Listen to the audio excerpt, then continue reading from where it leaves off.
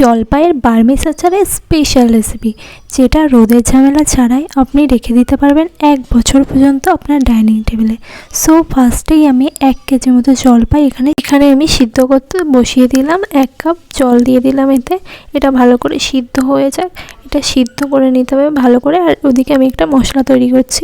এখানে একটা ভাজা মশলা তৈরি করে এখানে কিছু শুকনো লঙ্কা, একটা তেজপাতা আর কিছু 5 ফোড়ন আর জিরে গুঁড়ো দিয়ে ভালো করে ওটা ভেজে নিলাম।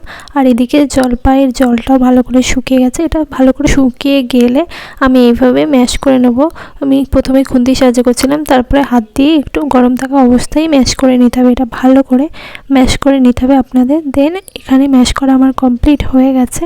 আমি এটা হাত দিয়ে করেছি, আপনার ব্লেন্ডারের সাহায্যেও করতে পারেন।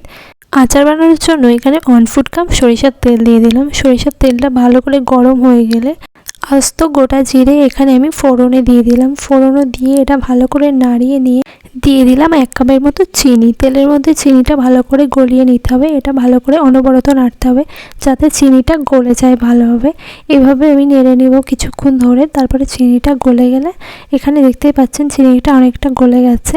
তো এভাবে গলে গেলে তারপরে আমি এখানে দিয়ে দেবো একটু হলুদ গুঁড়ো, একটু লঙ্কার গুঁড়ো আর একটু ভাজা জিরের গুঁড়ো আর একটু ভাজা ধনের গুঁড়ো দিয়ে ভালো করে আমি এই মশলাটার সঙ্গে চিনিটার সঙ্গে ভালো করে নাড়িয়ে গলিয়ে নেব।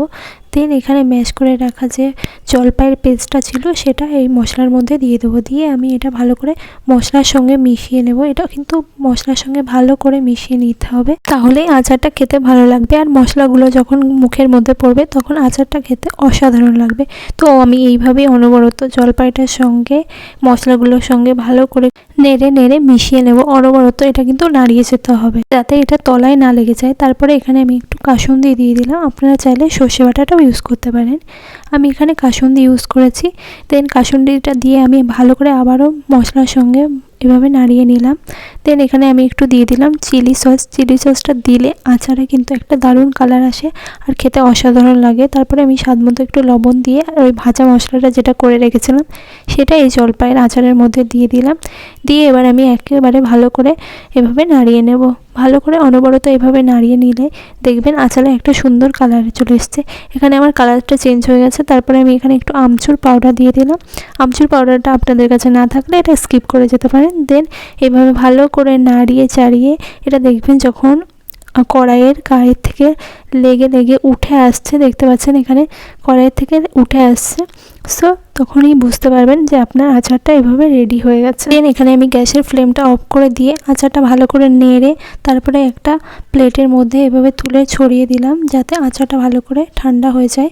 তো এইভাবে আমি একটা প্লেটের মধ্যে ঢেলে নিলাম। নিয়ে এটা ঠান্ডা করে নিতে হবে। ঠান্ডা করে নেওয়ার পরে হাতে একটু সরিষার তেল মাখিয়ে এরকম লাড্ডুর আকারে গড়ে একটা কাঁচের কন্টেনারে ভরে রেখে দিতে পারেন। এটা সারা বছর সংরক্ষণ করতে পারবেন রোদে দেওয়ার ঝামেলা ছাড়াই। এখানে আমি সবগুলো লাড্ডু এরকম করে এক এক করেই বানিয়ে নেব। নিয়ে আমার এখানে সবগুলো লাড্ডু আমার বানানো রেডি হয়ে গেছে। আর এই ছিল আজকে জলপাইয়ের বার্মিজ আচারের রেসিপিটা কেমন লাগলো অবশ্যই আমাকে কমেন্ট করে জানাবেন। আর ভালো লাগলে একটা লাইক করে দেবেন। এরকম নতুন নতুন ভিডিও পেতে হলে আমার চ্যানেলটাকে অবশ্যই সাবস্ক্রাইব করবেন। বাই, দেখা হচ্ছে নেক্সট ভিডিওতে।